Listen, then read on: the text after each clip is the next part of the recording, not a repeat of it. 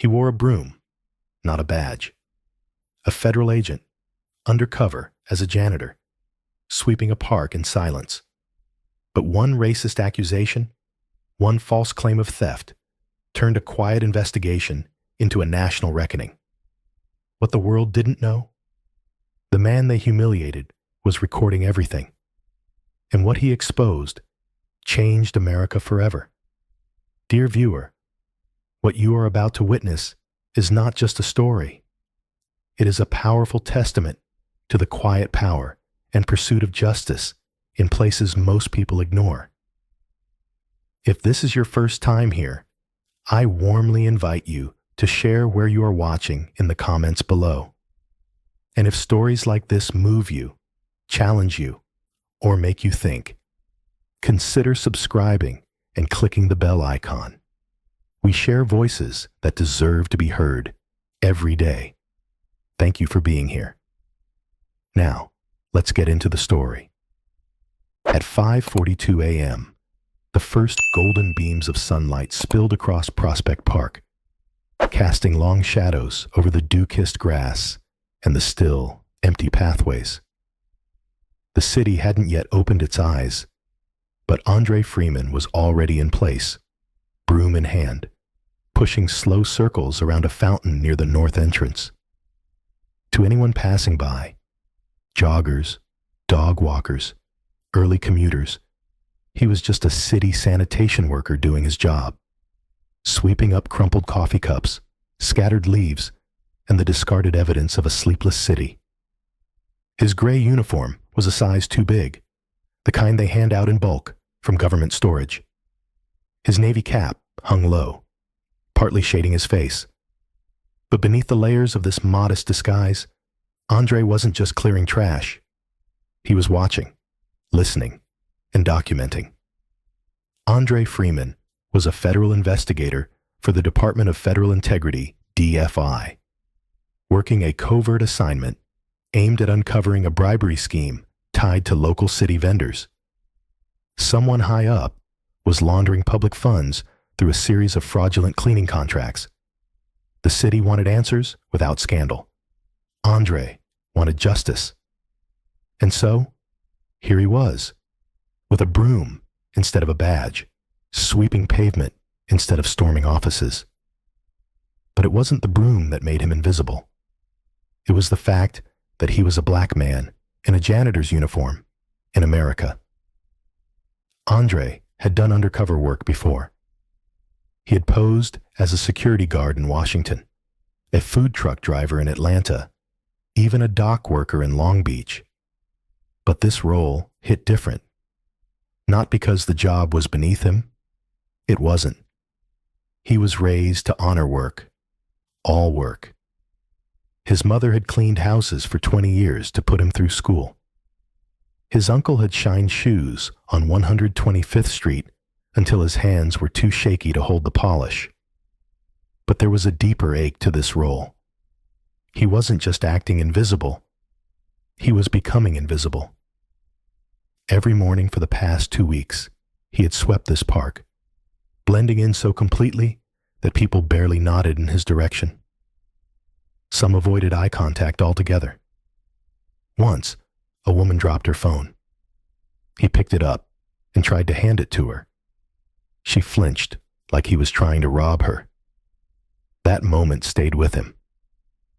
Andre's body cam was cleverly stitched into the lining of his shirt, feeding encrypted footage to a remote server. Every time he overheard a conversation between city vendors, suspicious dealings, coded language about extra pickups, and priority fees, he made mental notes.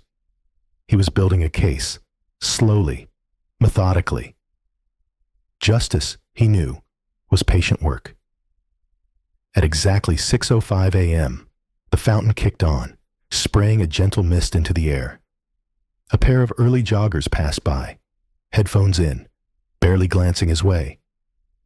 One of them dropped an empty water bottle near a bench without stopping. Andre walked over, swept it into his cart without a word. He never expected applause. But that morning, the quiet hit different. There was something weighty about it, a tension in the air that didn't belong to the breeze.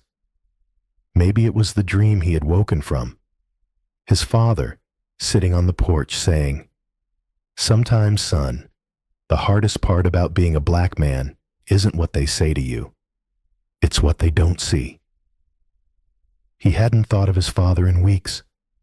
Funny how certain silences called old ghosts back. At 6:27 a.m., he spotted him. Ronnie Alvarez, one of the city's primary waste contractors, walking briskly toward a bench near the maintenance shed.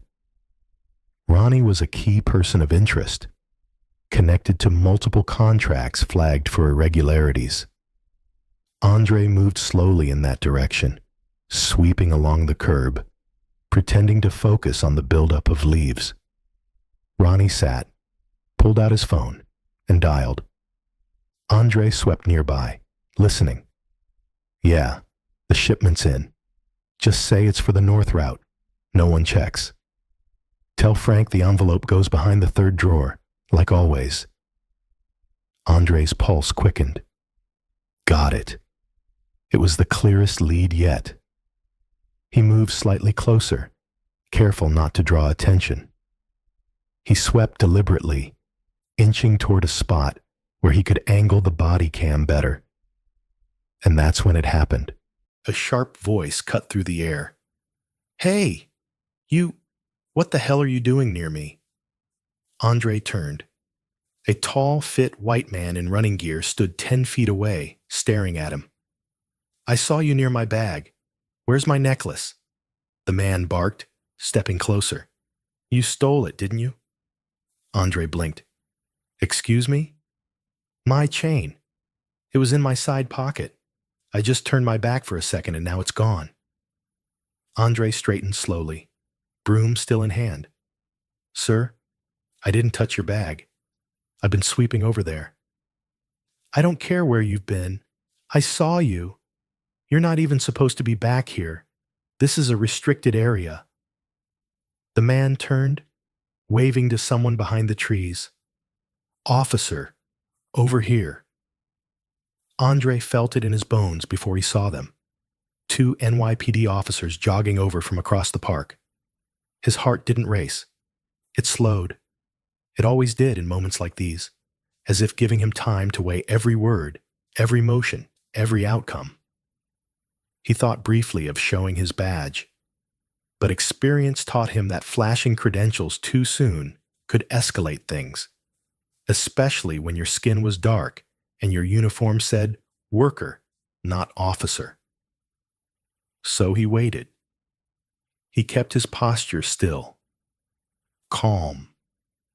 But inside, the storm was forming.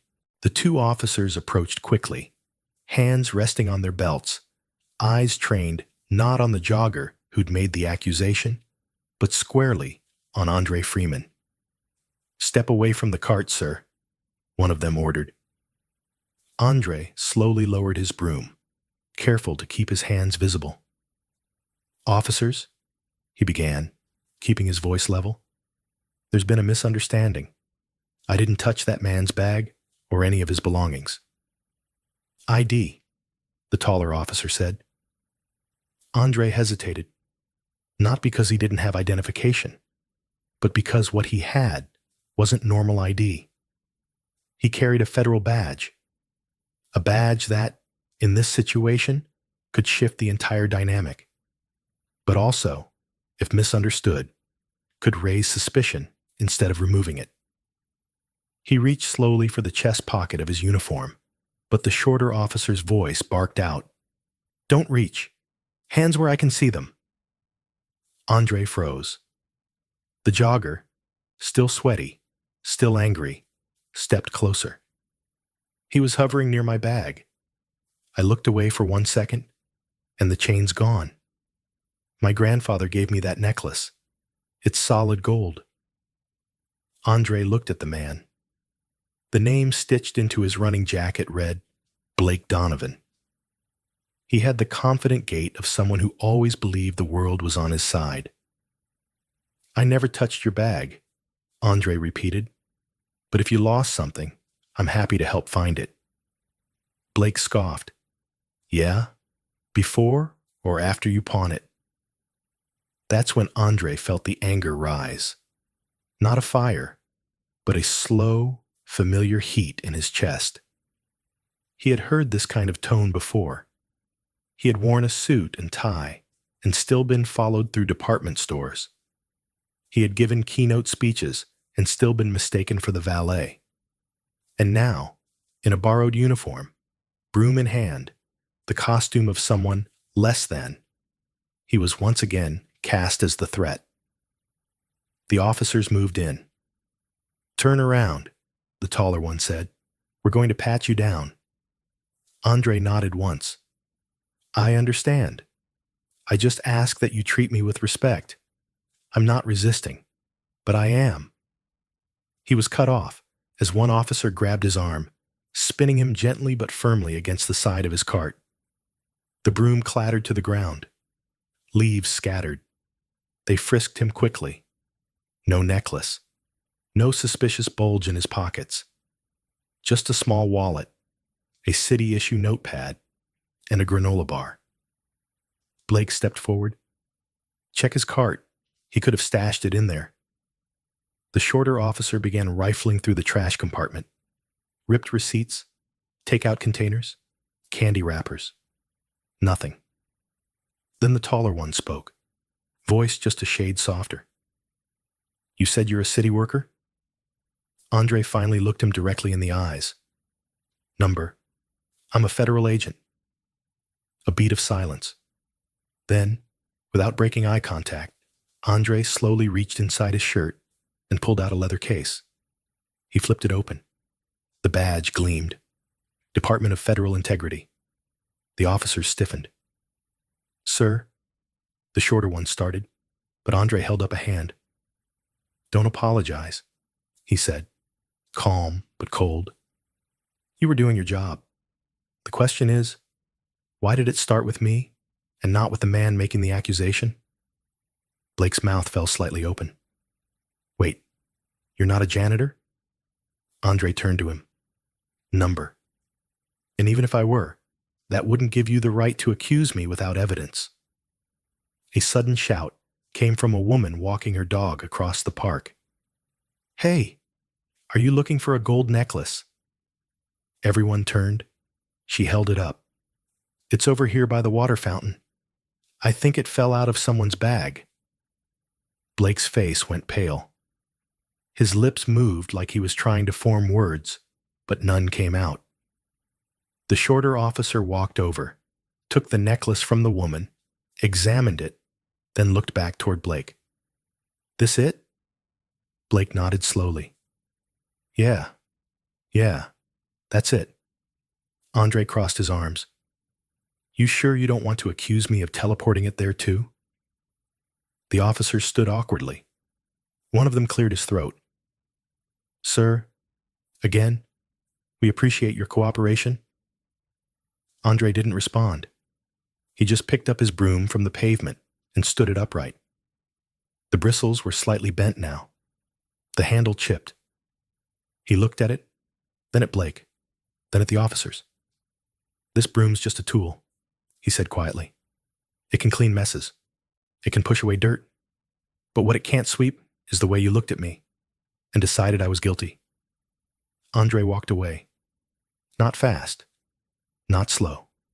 Just steady. He returned to the edge of the plaza, resumed sweeping beneath the shade of a tall oak. The weight of what had just happened pressed into his spine, but he didn't let it show. From a distance, he looked like nothing had changed. Just another worker. Just another broom. But inside, something had shifted. That night, he reviewed the body cam footage in his apartment. Every word Blake said, every order from the officers, every second of tension before the necklace was found. He saved it all. Then, he opened a private upload link to the DFI's central server and sent it with the subject line, Unlawful Detainment, Racial Bias, Prospect Park Incident, Freeman. He stared at the screen a moment longer, then added, "Suggest immediate review for training and public accountability." He hovered over the mouse, debating one final decision. Then he clicked Upload. The video went live at 6:04 the next morning. No titles, no dramatic music, just raw footage. A black man in a janitor's uniform, calmly sweeping a public park with a long-handled broom, until an accusation turned the scene into a standoff. The voice of the jogger, the arrival of officers, the tension, the humiliation, and finally, the reveal, the flash of a federal badge that changed everything too late. By 9 a.m., the video had over 200,000 views. Andre Freeman sat in his modest Brooklyn apartment, the curtains still drawn, watching the spread of his own story across platforms. The headlines came quickly. Federal agent mistaken for thief in NYC park, broom, badge, and bias. A morning sweep turns, ugly and visible, until accused. The story of Andre Freeman. He didn't post the video himself. Someone at the Department of Federal Integrity had leaked it. Maybe it was meant to spark outrage. Maybe it was a warning. Either way, it was now out of his hands, and in everyone else's. The knock came at 10:12 a.m. Sharp. "Freeman? You decent?" A voice called through the door. Andre opened it to find Director Renee Porter, his superior at DFI. Sharp suit, sharp eyes, sharper instincts. She walked in without waiting for an invitation and handed him a thick folder labeled Incident Review, Prospect Park. "We've got damage control to do," she said. Andre sat down slowly. "I didn't release the footage." She nodded. "I believe you. But that doesn't change the fact that now you're a story." Andre raised an eyebrow. "Funny. I thought I was an investigator." "You still are. One of our best. But the moment you became visible, Andre, everything changed." She paused. "Do you want to pursue a formal complaint?" Andre leaned back, arms crossed. "Would it matter?" Renee didn't answer. Instead, she sat across from him. "I watched the footage 10 times. You were calm, composed, professional. But let's be honest. We both know that if you hadn't had that badge, you might have left that park in cuffs. Or worse." He nodded. "Badges don't stop bullets." Silence. "I've seen it before," he said. "On the job, off the job. Hell, even at my niece's school recital, someone asked if I was security detail for the mayor. They saw the suit, but not the man inside it." That afternoon, the department issued a public statement. The Department of Federal Integrity stands by Special Investigator Andre Freeman. His conduct during the incident was exemplary. We reaffirm our commitment to justice, fairness, and systemic reform. Polished, sterile, safe. But online, the public voice was anything but sterile. One tweet stood out to Andre. He had a badge. But what if he didn't?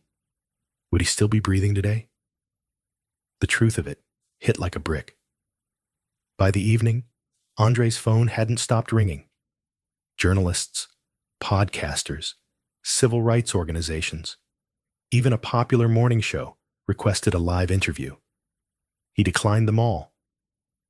Instead, he visited his mother. She lived in a brownstone on the edge of Crown Heights, surrounded by sun-faded photos of family reunions and framed scriptures on the wall. The smell of collard greens and garlic filled the hallway as he walked in. She hugged him tightly. "I saw it," she whispered. "I know." "You okay?" "I'm tired, Ma." She looked at him and didn't ask more. They sat at the kitchen table. She poured him tea. He looked down at the steam rising from the cup, then up at her. "You remember that day when I was 10? You got stopped outside the grocery store because someone said you looked like a woman who'd shoplifted." She nodded slowly. I had 2 bags of flour and a baby in my arms. They made me wait while they called backup. You didn't even yell. I couldn't afford to yell. Andre exhaled. I thought this job would protect me. It never would, baby, she said softly. Because the badge might get you heard, but it won't stop folks from seeing what they already decided about you. That night, he opened his laptop. His inbox had hundreds of unread emails, but one stood out. It was from a retired FBI agent, someone he'd met during a training seminar in Quantico years ago. Andre, you've done something rare, not just for your agency, but for all of us who have served and stayed silent. You made them see us. Don't let them bury it with statements. Keep sweeping. Truth makes dust rise before it clears. J.C. Andre stared at that last sentence. Truth makes dust rise before it clears. He picked up the broom, leaning against the wall in his apartment. Not the one from the park, that had been confiscated for evidence, but a newer one, freshly bought, still unused. He ran his hand along the bristles. What started as a disguise had become a symbol. A broom, yes, but also a message. Even when you're cleaning, they still try to dirty your name. He didn't know what the next step was. Would he sue? Speak out? Quit the agency? Or stay and fight from the inside? But one thing was certain. He wouldn't disappear again. Not behind uniforms, not under titles, and definitely not in silence. Andre Freeman, the janitor they accused, the agent they dismissed, the man they overlooked, was done being invisible.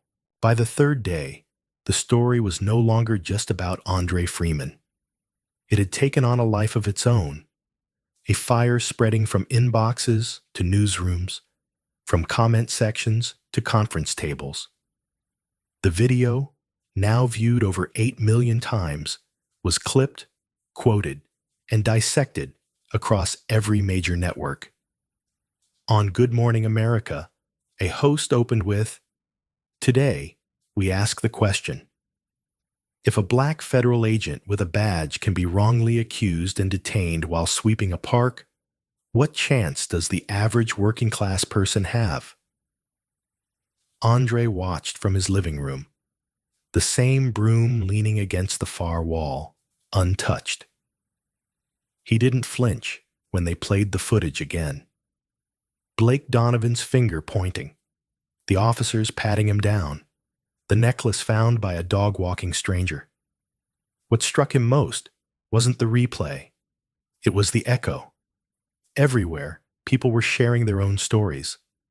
A nurse in Chicago wrote, "I saved a man's life on my shift, but when I left the hospital in scrubs, security asked if I was stealing supplies." A high school teacher in Texas tweeted, "I teach U.S. history. Got pulled over in my own driveway. Officer asked if I belonged in the neighborhood. The hashtag number, IAMANDREEFREEMAN,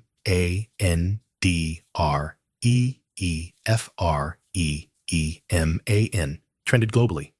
And then came another, number broom not badge, highlighting how ordinary tools, in the wrong hands or on the wrong bodies, became objects of suspicion.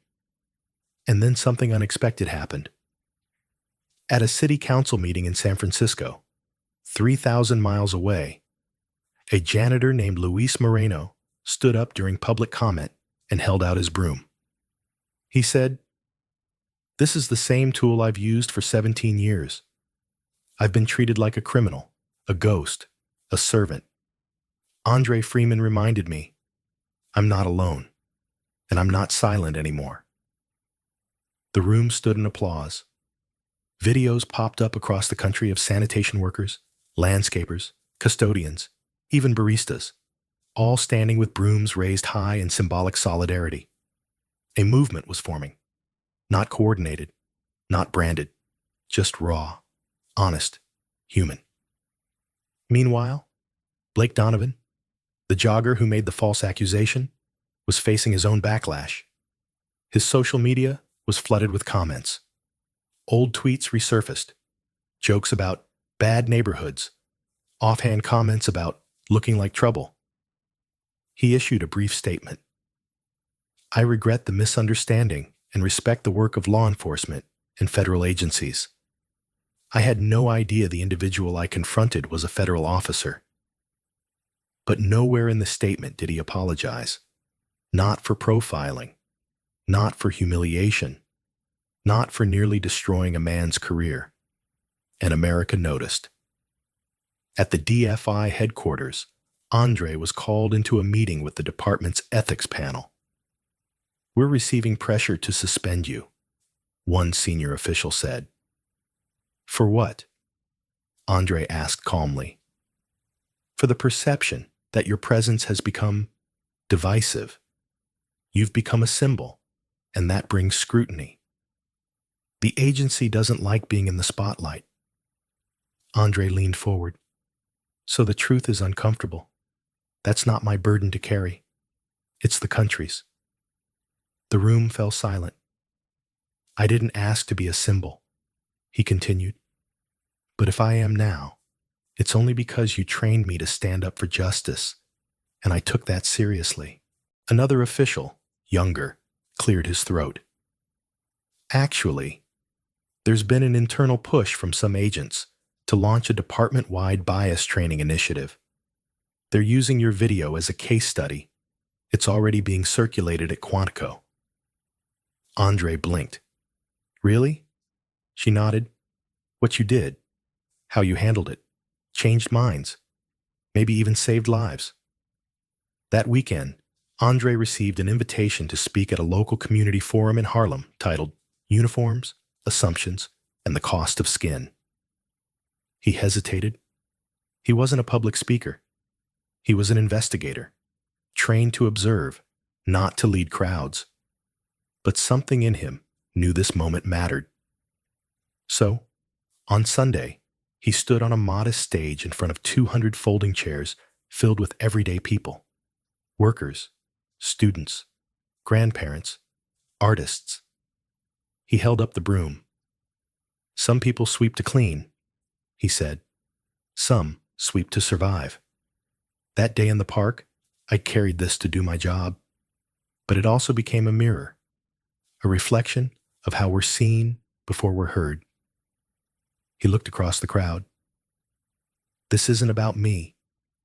This is about a country where uniforms define respect and skin color defines suspicion. But we have a chance to rewrite that."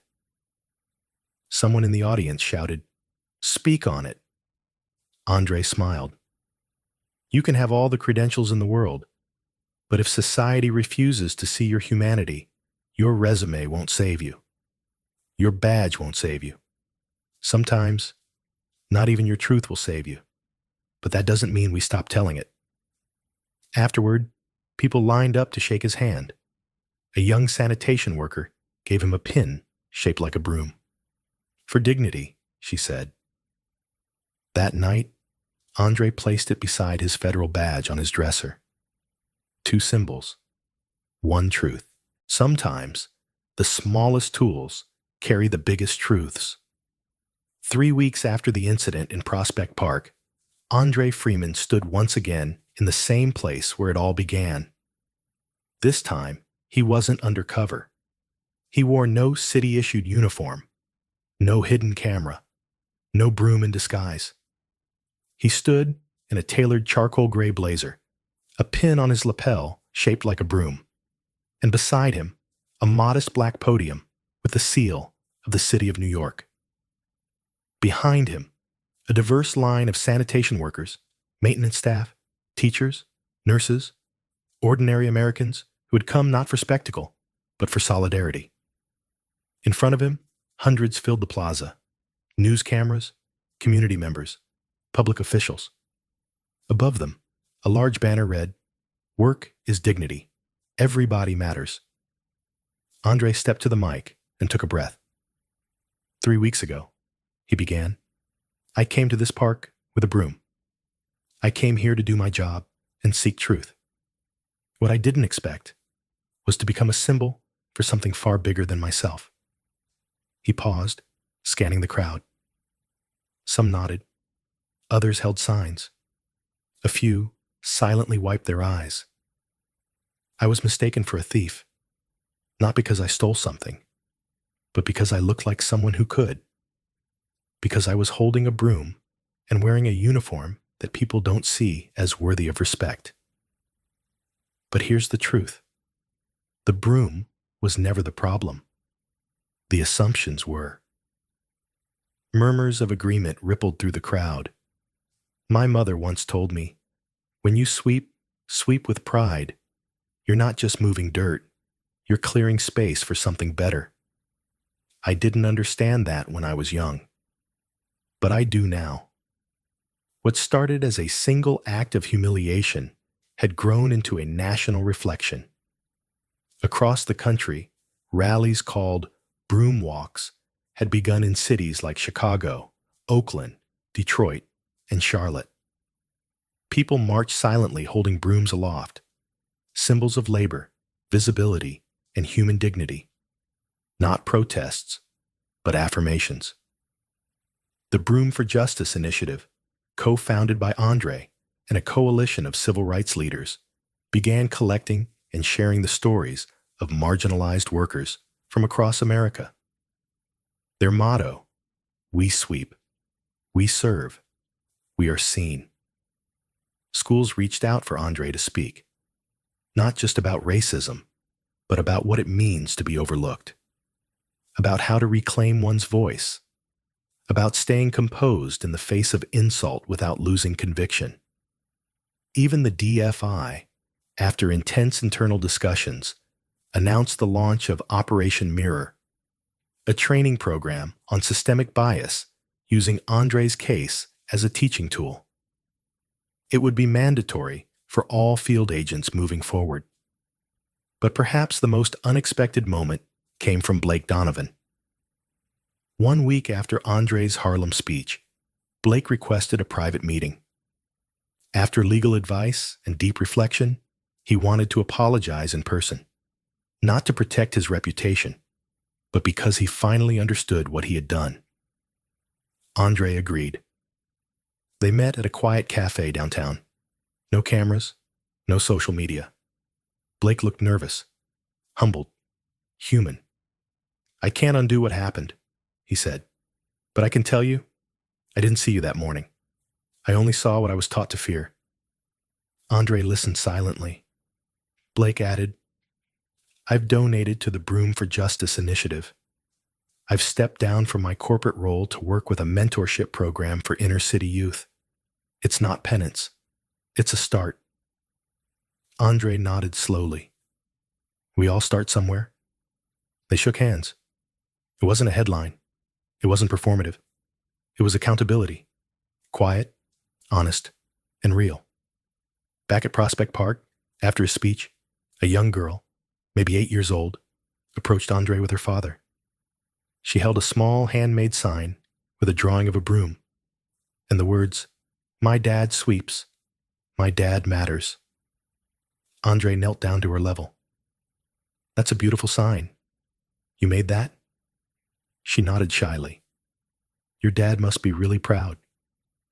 Her father, standing tall in a green sanitation uniform, said, We all are. As the crowd slowly dispersed and the sun dipped behind the trees, Andre stood alone at the edge of the park for a moment longer. In his hand, he held the original broom from the incident, now returned to him, the handle still chipped, the bristles worn. But now, it wasn't just a broom. It was a story, a turning point, a movement. He planted it gently on the ground, leaned on it with quiet strength, and looked out over the place where so much had been taken, and where something even greater had begun. He smiled to himself. The badge gave me authority, but the broom gave me a voice. Andre Freeman was never just a federal agent. He was a son, raised by a mother who taught him that dignity wasn't something given. It was something you carried, even when the world refused to see it. As an undercover investigator, Andre had worn many disguises, but none tested his identity, his resolve, and his humanity more than the day he walked into Prospect Park. Not as a badge-carrying officer, but as a sanitation worker with a broom in hand. That broom was supposed to help him blend in. Instead, it exposed something America still hasn't fully swept away: the dangerous power of assumptions. What began as a routine surveillance assignment became a crucible of injustice. Accused without cause, frisked in public, dehumanized in broad daylight. Andre's true identity, his credentials, his experience, his integrity, meant nothing when others had already decided who he was based solely on appearance. But instead of responding with rage, Andre responded with reason. Instead of seeking vengeance, he sought visibility. He didn't fight fire with fire. He fought ignorance with evidence. And when he uploaded the footage, not to shame but to educate, it ignited a national conversation. In the weeks that followed, Andre transformed from the invisible man in the park to a visible force for change. His story became a mirror for millions. Black workers, immigrants, first-generation professionals, essential workers, who had also been misjudged, mistaken, or made to feel like they didn't belong. What made Andre's journey unforgettable wasn't just the injustice. It was his grace under pressure, his dignity in silence, and his refusal to let the world define him by anything other than his own values. He took a broom, an object often associated with low status, and made it a symbol of truth, pride, and power. Not through grand speeches, but through simple presence, through staying calm when the storm came, through standing back up, even when he had every reason to stay down. And in doing so, he didn't just clear a path for himself, he cleared a path for others. The lesson: see the person, not the profile. Andre's story teaches us that injustice often wears everyday clothes. It doesn't always look like violence or outrage. Sometimes it looks like silence, like suspicion, like a stolen glance, a false accusation, a hand hovering near a weapon because someone looks out of place. But this story also shows us something else: that one act of courage can disrupt cycles that have lasted generations. The next time you see someone in a uniform, whether it's a janitor, a delivery driver, a nurse, or a construction worker, remember this: their worth is not in the job title. Their story is not written on their skin. Their humanity is not optional. In a time when division feels easier than dialogue, Andre's story calls us to choose empathy over ego, justice over judgment, and courage over comfort. Apply it to real life. If you manage a team, evaluate your biases. Who do you overlook? Who do you assume doesn't belong in the room? If you witness profiling or discrimination, speak up, even if it feels uncomfortable. Support initiatives that elevate essential workers and give voice to their experiences. And most importantly, listen. Really listen to the quiet, to the overlooked, to the people whose names aren't trending. Because it's in those stories that we find the truth about who we are and who we still need to become. Support the movement and more stories like this. If Andre's journey moved you, if it made you think, reflect, or feel even a spark of hope, then help us keep this work going. Subscribe to this channel, like the video, turn on notifications.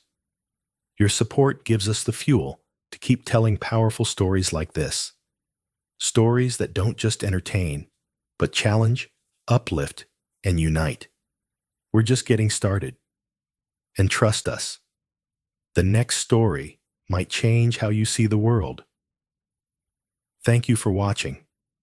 And remember, the smallest tool, held by the right hands, can start the biggest change.